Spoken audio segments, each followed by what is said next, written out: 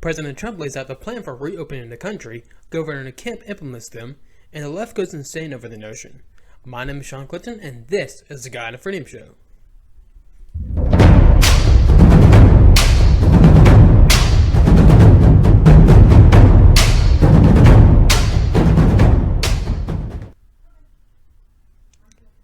Alrighty, guys. So, I hope goodness gracious. I hope everyone is doing all right this week. Happy Saturday. So I apologize I wasn't be able to put this episode out last week. It just when I was filming it, it didn't turn out the way I wanted to. Like I couldn't get things out the way I wanted to and all that. So it just didn't turn out right. So that's why I just pushed this episode to next week and just review them and the whole entire thing. But we have quite a bit to get to today, so let's not waste time here. And I apologize if I do kind of cough throughout this episode. It's not because I have the Rona. No, it's I have allergies, and sometimes when I get allergies, it just kind of some of the mucus kind of goes and sits in the back of my throat and makes me kind of gives me some dry coughs and everything. So yeah, let's just jump right into it. So last week, President Trump laid out some plans that he was a plan to basically start reopening the country, and it's basically in a multi-phase type thing where phase 1 is some things, phase 2 other things, and phase 3 is some other things. But I'll go over the details of that just a little bit. But here's President Trump making an announcement last week, right here. And here is the clip right here. Our approach outlines 3 phases in restoring our economic life. We are not opening all at once, but one careful step at a time. And some states will be able to open up sooner than others. Some states are not in the kind of trouble that others are in. Now that we have passed the peak in new cases, we're starting our life again. We're starting rejuvenation of our economy again in a safe and structured and very responsible fashion. Our strategy will continue to protect senior citizens and other vulnerable populations while allowing military and other groups of incredibly talented people to go about their real business and the business that's supposed to be hard at work at doing, and nobody does it better. Our military is the greatest anywhere in the world, and we're so thankful for what they've done. Healthy Americans will now be able to return to work as conditions on the ground allow. Instead of a blanket shutdown, we will pursue a focus on sheltering the highest risk individuals, so important. We're establishing clear scientific metric and benchmarks on testing, new case growth and hospital capacity that must be met before advancing to each phase. And that's each phase specifically in the reopening of our country. This is a gradual process. As the caseload in a state continues to go down, restrictions can continue to be eased and come off. All right, so that was President Trump making an announcement last week about his plan and everything. And, of course, the reason he gives for this is because, we have reached pretty much the peak of new cases and deaths and resource use. Of course, we are still getting some daily increases of infections, but it has definitely slowed down and everything. And pretty soon, I think we're gonna just not have any new cases here for at least until the fall, when supposedly a second wave comes by. I don't know if that's going to happen. If it does, I wouldn't be surprised, because I think this virus is definitely going to become a new kind of seasonal winter fall type disease, just like the flu and cold and other illnesses that happen during the winter time. And eventually we're going to kind of get adapted to it and everything, and then as years go by, it's going to become less and less deadly. in terms of right now. And the reason why right now it is more deadly than the flu, and is in some ways, although you can't really compare. I mean, it's not really a bad comparison, but I mean, you can't, as far as, because the flu has been around for years at this point, and plus the number of deaths of the flu, it happens, I think, anywhere from 20,000 to, I think, if I'm not getting it wrong, probably 50,000 deaths a year from the flu. Sometimes I probably go up and more, or sometimes less than that, but it's anywhere between that range. And plus, that's with a vaccine and a good treatments too. And so the reason why, Corona is like kind of, sort of like more deadly than the flu right now is because we don't have any. We have some treatments that seem to be working. But we don't have a definite treatment right now. We don't have a vaccine for it too. So it's definitely going to take a while for it to become on the levels of the flu. So, but when that happens, I think it's going to become even less deadly than what the flu is. But we'll see about that.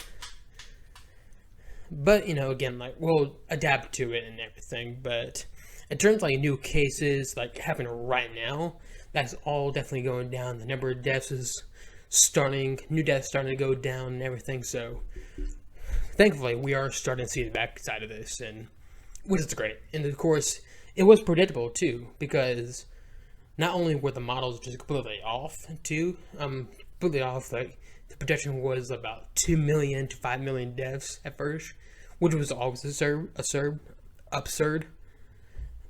But and plus, we're going into the summertime, and from what we learned about this virus, it can be killed by like sunlight and heat and everything. So definitely, as we get into more summertime, like May into June and July, when things start to get really hot, especially here in Georgia, I think the number of cases will pretty much almost not be non-existent, but it might be a little bit here and there, but it's not going to be prevalent as it is right now.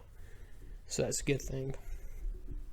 But basically, here's kind of the outline of what President Trump is talking about in terms of the phases and everything, and like what he's kind of seeing and how he wants to do the open up the country.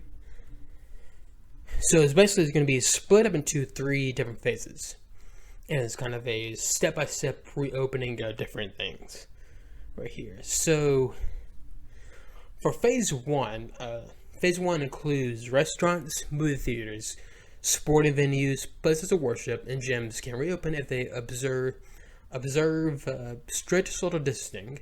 Elective surgeries can resume when appropriate on an outpatient basis. Schools currently closed should remain shut, and visits to senior living facilities and hospitals should still be prohibited. Bars should remain closed. High-risk individuals should remain home. Right there. So yeah, for phase 1, right there, basically restaurants. Most restaurants are actually still open, as far as like more of the bigger restaurants. But this will mean that the dining will start opening in, so people, and probably they're not going to allow like a bunch of people inside all at once, just probably just a few families at a time or something like that.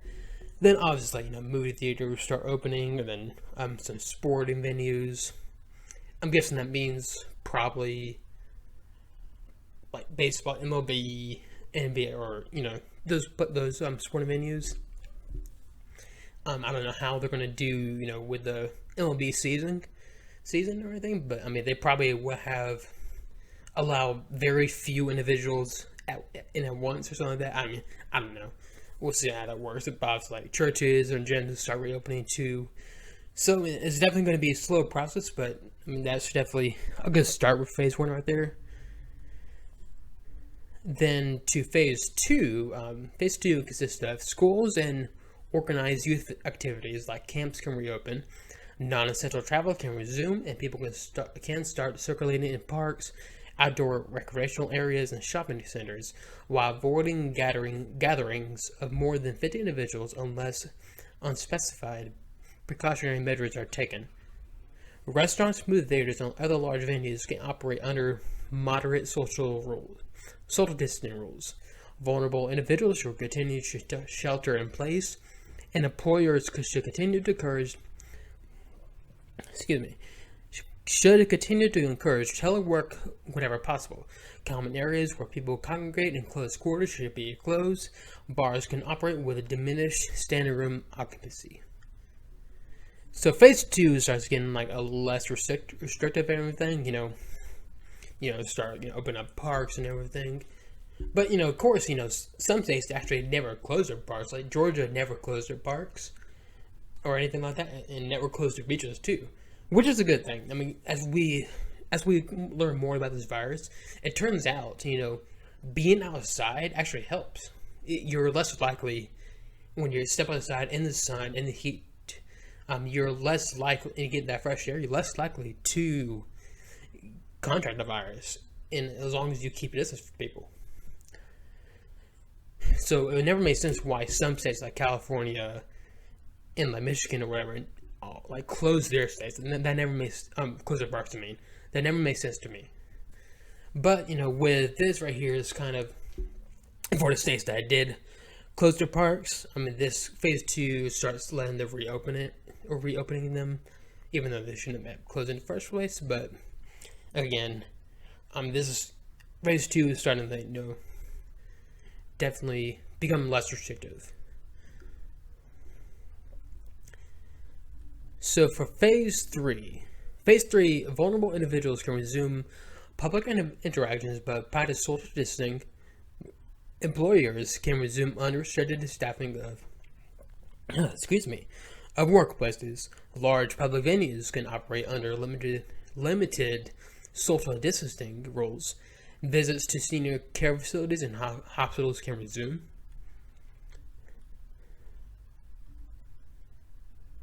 The document also outlines core state preparedness responsibilities, including having adequate testing and screening, the ability to supply enough protective gear and medical equipment, and plans to surge intensive care beds if needed.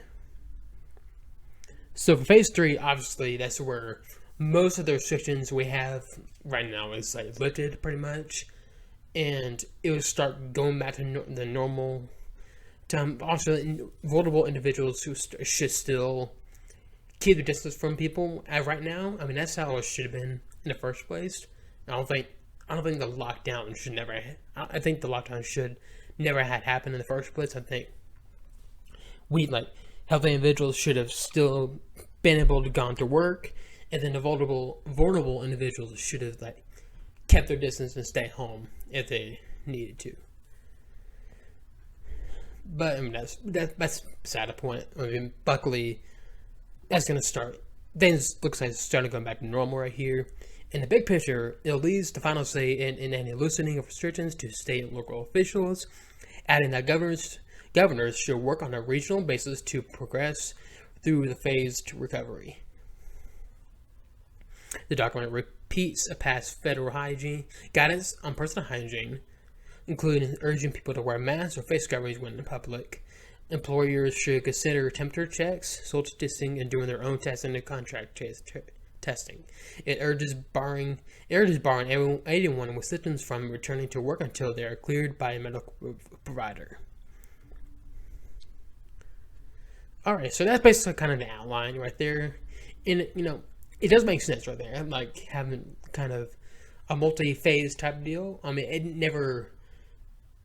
never was going to make sense for everything to reopen all at once, because that would have been, it wouldn't make sense. It definitely makes sense to kind of slowly do this right here. Not like super slow, like drag this out months on end, but at least a few weeks, kind of drag this out. So yeah, and this is definitely a good thing. This should have happened a long time ago. Again, like I said, I don't think we should never close in the first place. It never makes sense to me why every state, pretty much every state had to lock down their states. It just never made sense to me. And I think, hopefully in the future, states will learn from their mistakes right in this time and then implement, kind of new, different type of policies to attack this right here. But luckily, when it's supposedly a second wave does come, there's no, I don't think, I doubt that we're going to see this massive shutdown again. Hopefully we won't. It would be very stupid if we see another massive shutdown in the fall because of this. It wouldn't make sense. Because, let's be honest here. Look at the symptoms of the coronavirus compared to the flu. The flu has way more symptoms than the coronavirus. And while, as of right now, the coronavirus is more deadly than the flu, but the thing is, people are not used to it right now. But as over time, when people get used to that, it would definitely become less deadly than it. But we'll see what happens there. And what's good about this plan right here, it leaves it up to the states to decide whether they want to implement their policy or not. So one of the states that has starting to do this is my home state in Georgia. Governor Kemp has now starting to implement this plan and started yesterday started phase 1 of the reopening. But I'll get to that in just a little bit. But first, you gotta go over to YouTube or the God Freedom blog to see the rest of the episode.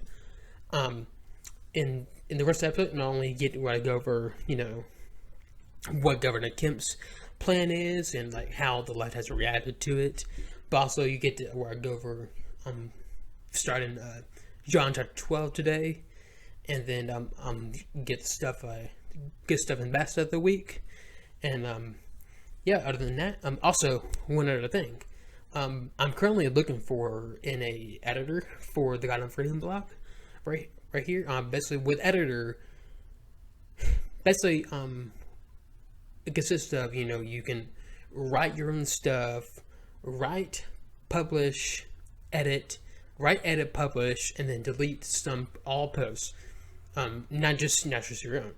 So, and you can write your own posts, or you can go to other people's posts and edit them. And of course, it'll just be mine post they'll be able to see. But yeah, definitely come check it out. I'll post a link in the description below if you want to check it out and everything. But remember, you can find me on your favorite podcast listening sites like Apple Podcasts, Spotify, and SoundCloud. Otherwise, I'll see y'all next week. This is the God and Freedom Show.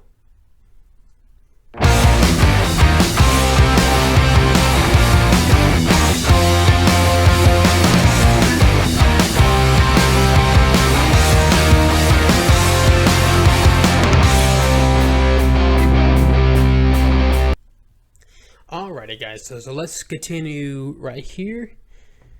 So what Governor Kemp is doing right now is that he's right now again implementing phase 1 of the reopening process, and it's kind of Georgia's version of it, and it's very similar to what the president outlined, with some kind of other things mixed into it.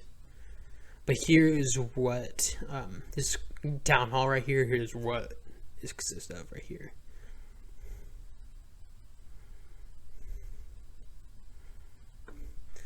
Georgia Governor Brian Kemp will be reopening parts of his state's economy this Friday, April 24th, because they are on track to meeting phase 1 of the White House's criteria to reopen the country. The Department of Public Health, he explained, is reporting a flattening of COVID-19 cases. Come Monday, April 27th, movie theaters and restaurants will also open their doors. Businesses that must remain closed include bars, nightclubs, amusement parks, and live venues. Elective surgeries can resume, and statewide shelter-in-place order will expire on April 30th. Governor Kemp noted that Friday will not be business as usual. He urged Jordans to still follow precautions such as practicing sanitation and social distancing. As they prepare to reopen, Kemp explained that he is working with the Georgia health system to double down on the testing capacity because that aids our long-term strategy.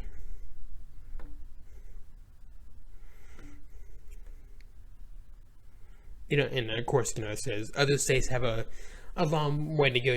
Places like New York and places like that still have a long way to go until they free trade one. This is why President Trump left it up to the states right here, so the governors can assess their own risk and how their own states are doing right here. So basically, what exactly the plan consists of is that what government plan consists of is that basically yesterday actually places like hair salons, gyms, tattoo parlors, nail salons, places like that were able to start reopening their places, their businesses, and so as long as they practice social distancing, and as I said on April 27th, on the Monday, dining in restaurants will start reopening and everything. So it's gonna be hopefully not too quick, but it definitely needs to be moving rapidly to get this reopening, because it should have been reopened a long time ago. But thankfully, Georgia is starting to do this right here. Excuse me. Alright, so yeah, it's really good thing that Governor Kemp is doing this right here, and of course, he's got a big, massive backlash because of this right here. So here's like a few pieces, kind of talking about what's this right here. So the first thing I want to highlight is that President Trump, I went over the plan that he outlined, where he left it up to the states to decide like assess their own risk and everything. And not long after he announced that, he went on Twitter and in its Trumpian way started like tweeting things out like in all caps: liberate Michigan, liberate Minnesota, liberate like Vermont, or liberate like New York or something like that, being his Trumpian way. And so obviously from that view, he wants this country to reopen. But then, when Georgia starts doing this, he comes out and says, well, I strongly disagree. It's too soon to do that. Like, okay, dude, like you just literally said that we need to reopen right now. And then now you're going to go backtrack and say, oh, no, that's too soon. Sorry, that does not make sense. Right there. I don't know why he would say something like that right there. What he actually kind of said is that he's more talking about places like, barbershops and salons and the tattoo places that he doesn't like having. He didn't agree with Kemp reopening those places, which doesn't make sense because those places are pretty sanitized already, like especially tattoo parlors, and you can put it to where it's an appointment only type deal and keep people distance from each other. And plus, the person doing the tattoos or hair or nails can wear a mask and gloves and make sure they clean their stations and everything. So that just I don't know why it doesn't make sense why President Trump would say something like that. But of course, Governor Kemp came out and defended his plan right here, saying, okay, I understand what the president's saying, but as Governor Georgia, I see no reason why we need to stay closed like this for any more time. We need to start doing this right now. So yeah, good on him for doing that. But of course, at the same time, you got the left and media just freaking out over this, saying, "Oh, Governor Kemp is a murderer.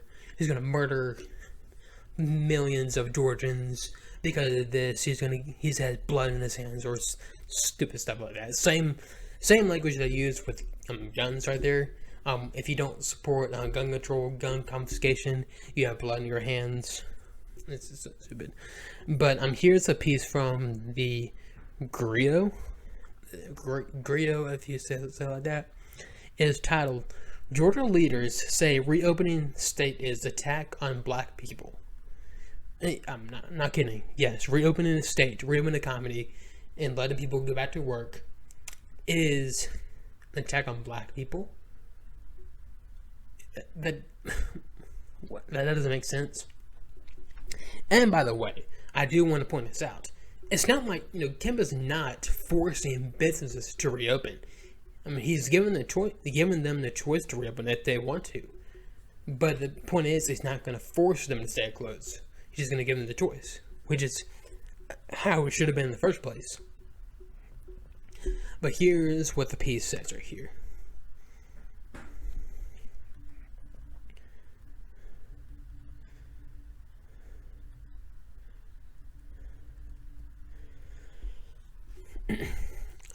Governor Brian Kemp allowed some businesses to reopen on Friday that have been shut down since he issued a stay-at-home order April 3rd to combat the spread of COVID-19. To date, the southern states has more than 21,000 confirmed cases of coronavirus and more than 870 deaths. Just 2 weeks later, gyms, salons, barbershops, bowling alleys, and churches are once again reopening their doors. However, not everyone is happy by the premature reopening. Even President Donald Trump, who said he wanted the economy restarted more than anyone, urged Kemp to reconsider. Atlanta Mayor Keisha Lane Bottoms provided statistics in a Good Morning America interview that Georgia's cases had not slowed enough to reopen. She also said that she didn't feel opening up the economy was irresponsible.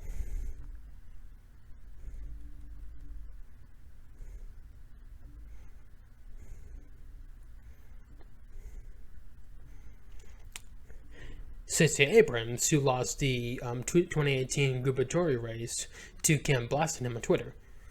Here's what she said. Georgia, 14th highest infection and 7th lowest testing rate. Less econ resilient, and thousands of low-wage workers already forced to risk their lives to make a living. Weakened healthcare with closed rural hospitals, no Medicaid expansion, and a doctor shortage. Reopen, dangerously incompetent. So yeah, obviously she's not happy about that. Mitch McGee, co-owner of the distinctive Q's or some in Atlanta, described Kemp's directive as an attack to CNN. He noted most of the places reopening draw large black gatherings, a group that has been disproportionately affected by the deadly virus. It seems like an attack on us. Those places are all in our community where we live on top of one another, he said. I have the right to be paranoid because our people are dying more than whites. The Reverend Jamal Bryant, senior pastor of New Birth Missionary Baptist Church in Lithuania, declared in a Facebook Live that Kemp's decision was motivated by greed. He claimed Kemp's disregard for Black lives was leaving us to the slaughter, in the video that has been seen more than 1 million times. They understand diabolically that African Americans are prone to do spending. Bryant said to stimulate the income, they gotta make Negroes spend money, and they're begging on us not spending it with ourselves. Then Derek Johnson, president of the NAACP, wondered if Kemp even cared about what his quick reversal would do to black students. I wonder if he is putting profit over people, and that if that is the result of a lack of empathy because of this goodness gracious, of the disparate impact on African American people and Latinos, Johnson said. Especially what they're saying here is because, Governor Kemp is implementing this plan to reopen the state, that he is a racist and doesn't care about black people or stupid nonsense like that. This is what the left has been saying, all in the media has been saying during this time, saying he's a murderer, he doesn't carry his blood in his hands, and stupid stuff like that. Excuse me. So here is an opinion piece from MSNBC or NBC News. It's quite hilarious. Georgia's decision to reopen businesses during a pandemic is a slap in the face to mothers. The people the governor plans to force back to work are likely to be mothers, putting entire families at risk. So a few people can get tattoos. This right here is completely ignorant and just disgusting in many ways. First off, he's not forcing anyone to go back to work. Like I said, he's not forcing business to open. He's just giving them the choice to open. And he's not doing this because people want to go bowl and get tattoos. Okay, so over 20 million people right now are unemployed right now because of the shutdown. And the economy is in a bad state of affairs right now. And suicide rates are up, drug overdoses are up, and depression rates are skyrocketing as well. So this is not about bowling tattoos. This is about people needing to get money to put food on their tables, and the government cannot do that infinitely. We need to have a plan to reopen businesses, and that's exactly what Georgia is doing right now. So here's what this piece says. When Georgia Governor Brian Kemp announced Monday that many personal services, businesses in the state would be allowed to reopen starting Friday, I immediately thought, what about the mothers? With the governor's decision to reopen businesses such as hair, nail salons, tattoo parlors, restaurants, gyms, and bowling alleys this week and next, I am gravely concerned and do not understand why he is not for what this means for those mothers whose place of employment are reopening despite no progress of having been made on a mass testing program or no vaccine haven't been produced yet. Even President Trump, who has been agitating to reopen things practically since he urged them to be closed, reportedly told Kemp on Wednesday that he disagreed with Kemp's decision, which doesn't mean really anything. And by the way, we cannot wait for when they say mass testing, they basically mean that they want to make a requirement to everybody in the entire country to get tested for the coronavirus, which is not even possible. Seriously, not everybody has a legit reason to be tested. If they don't feel sick, the only reason you should be tested is because if you feel sick. Yes, it could spread asymptomatically or whatnot, but still. And we can't wait until a vaccine. That can be years until we get a vaccine. So that's not a realistic goal right there. According to data compiled by the Fuller Project from 17 state labor departments, women have accounted for the majority of new unemployment claims in each state, and women's share of new unemployment claims surged disproportionately in last month. That's because states forced businesses to close. Women generally made up the majority of low and minimum wage workers before the pandemic, and were also the overwhelming majority of workers who earned less than $10 an hour, while women of all races made up the majority of low wage workers. Black and Latina women were disproportionately overrepresented in this segment of the workforce. Furthermore, 32% of women earning $11 an hour or less have at least one child at home, and the same is true for the 25% of women who hold jobs that pay less than $10 an hour. In other words, by sending hairdressers and nail salon technicians to tattoo parlor workers, restaurant staffers, gym workers, bowling alley employees back to work can be sending a lot of mothers back to work, forcing them to make unfathomable choices at a dangerous time. I'm pretty sure, if these mothers care more about feeding their child and keeping a roof over their child's home right now. I mean, especially if they're not working right now, I'm pretty sure there's priorities and that each parent has, and most of the time, actually, it should be all the time, their priorities should be feeding their child and keeping a roof over their head. So whatever the risk, I think they'll be perfectly fine to go back to work and make some money. For those who were briefly able to qualify for unemployment when these kinds of businesses temporarily shuttered, the access to a reliable, stable income to support their families will no longer be in play after Friday or Monday. That means they either have to accept unemployment sans benefits if they want to remain home with their children and away from the risk of infection, or return to providing often hands-on personal activities at a great personal risk. Again, most of these places are already sanitized quite well, so I mean, honestly, there needs to be heavy restrictions on how they handle it. Wear gloves and masks, these workers should do, and clean their stations after each customer, and have a limited number of people coming at the time. And when you implement that, they should be fine. I mean, there's no reason to think. I mean, it just doesn't make sense. And basically, what this piece is saying that Governor Kim doesn't care about women or anything like that. He only cares about money and letting people go get tattoos or bowling or whatever. That's just not the case right here. It's not the case. So now we go to Twitter, and Twitter has just been a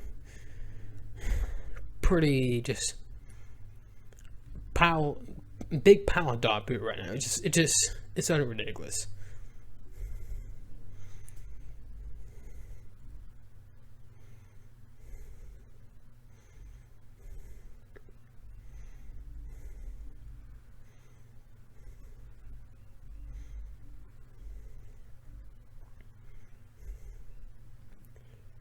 So, here's some what people are saying on Twitter right here.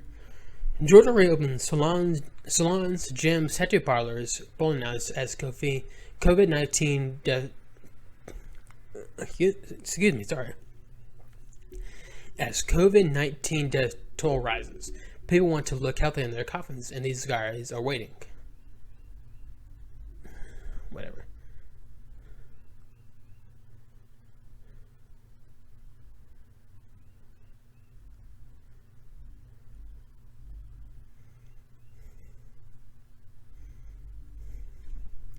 It just is all dumb. Right? Like, everybody's freaking out over this whole thing.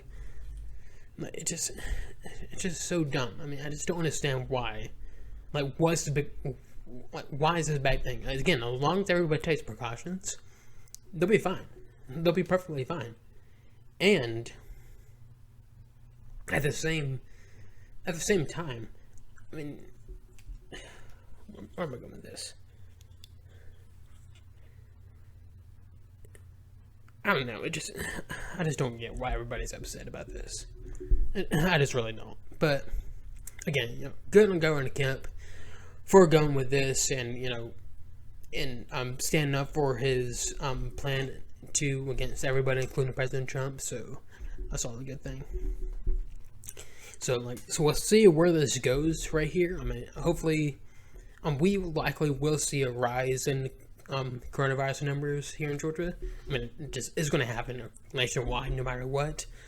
But, I mean, it's not going to be a crippling to the state or anything. So yeah, we'll see where this goes.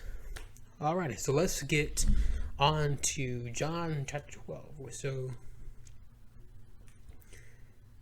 we're going to be, again, like I said, we're going to start in John chapter 12 today. And remember, you can follow me along if you want. And I'm reading a new Living Translation. So as I get to it.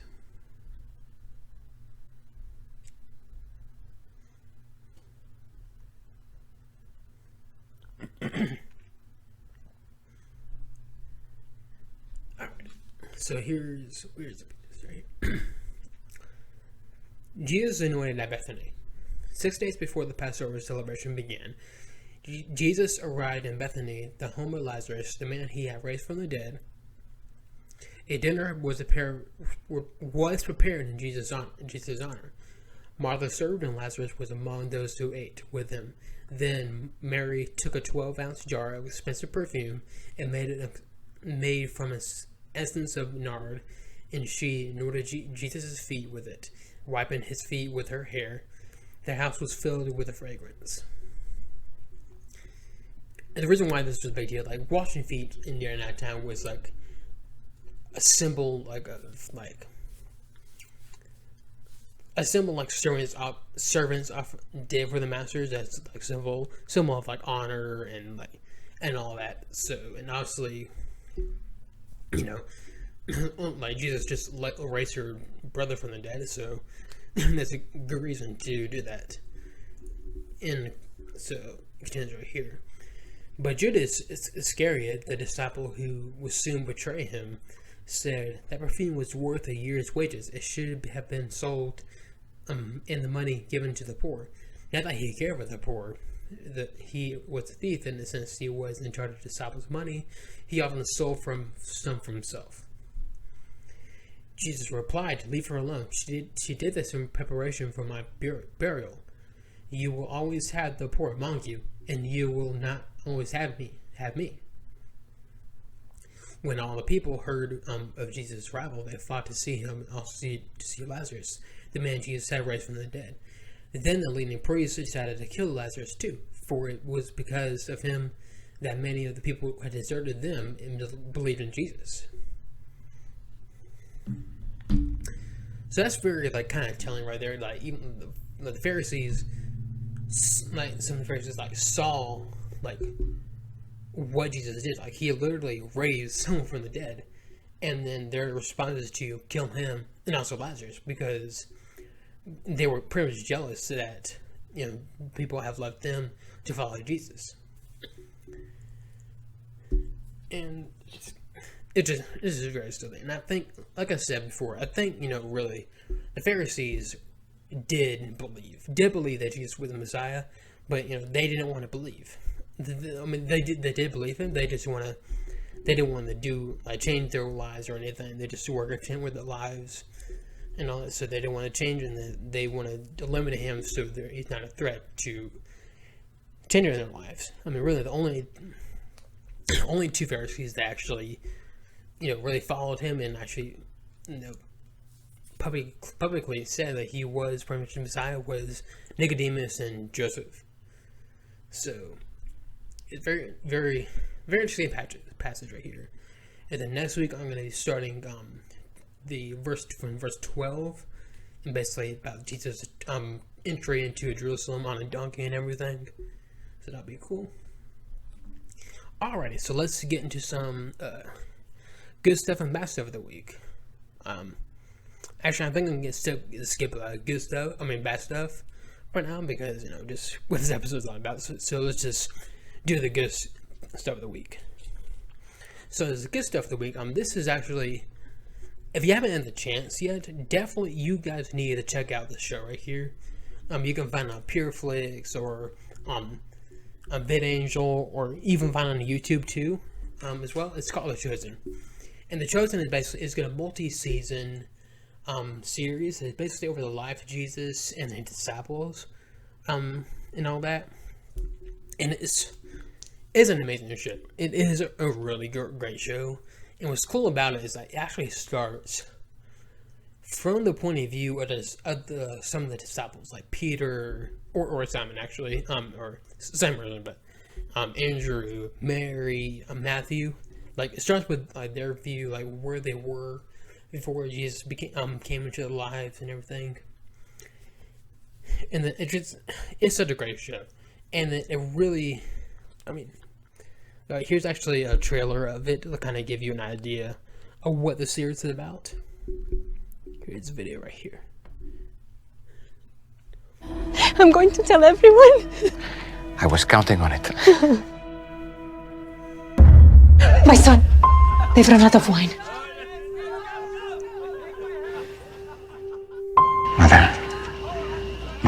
has not yet come. If not now, when?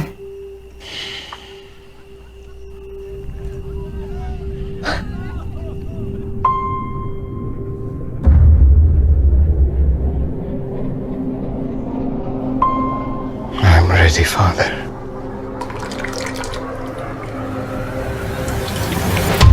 It has begun. What has? Miracles. Signs and wonders.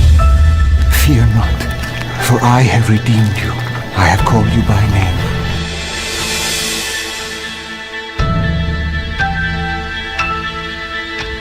You have experienced a miracle, Mary. I saw him. It was incredible. Our Father, Our Father, who art in heaven, who art in heaven, hallowed be thy name. hallowed be thy name. The man has a following. He's a rogue who answers to no one. You asked me before if I knew his name. Now everyone knows his name, and I fear for his safety. Throw this down for a catch. Do you think that impossible things can happen?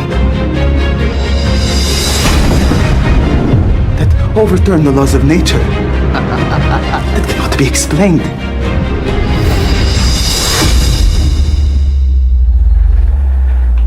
Rise.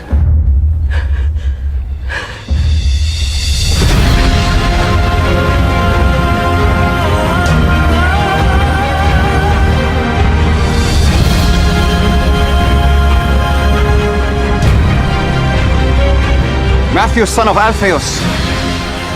Yes. This is different. Get used to different.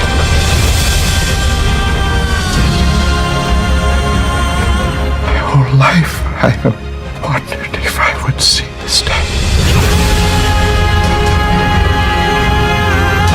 Follow me, Nicodemus, and you'll see more. God loves the world in this way, that he gave his only son. I'm going to tell everyone. I was counting on it. Anything is possible now. Don't you see? Let's go. I was one way, and now I am completely different. And the thing that happened in between was him.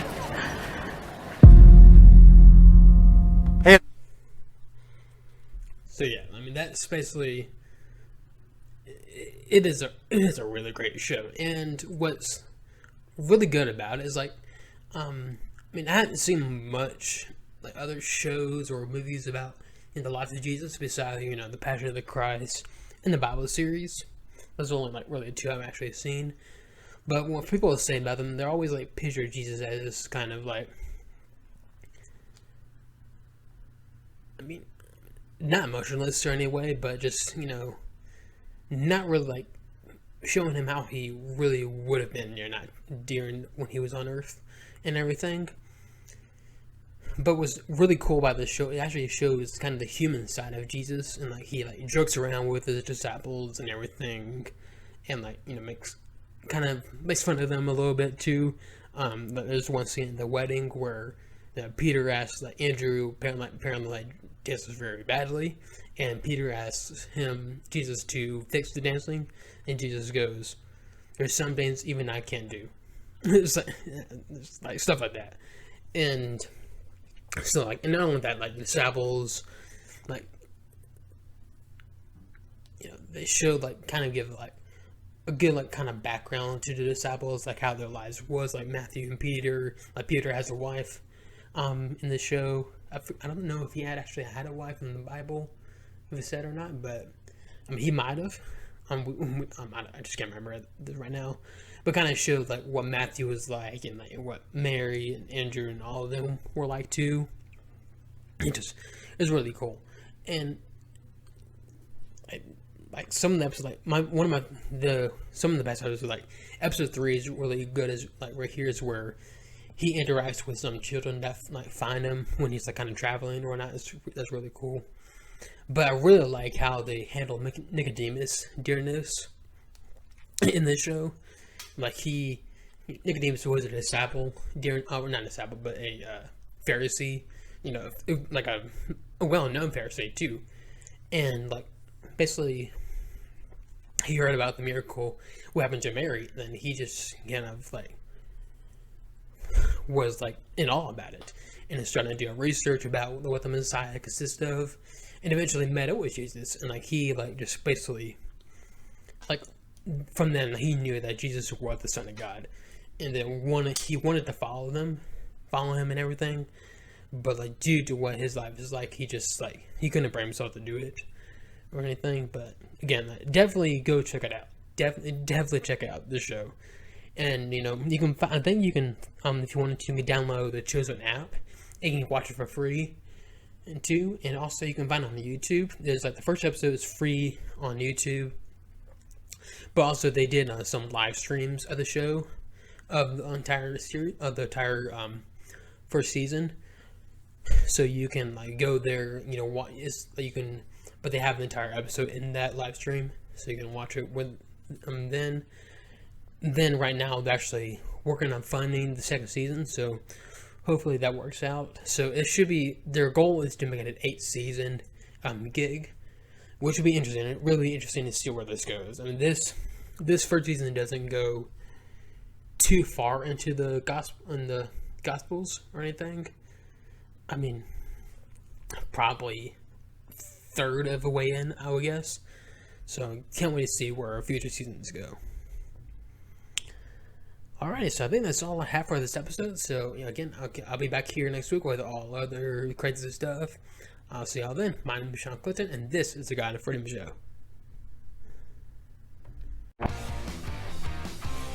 If you enjoyed this episode of the God of Freedom Show, hit that like button and follow the page to get more content.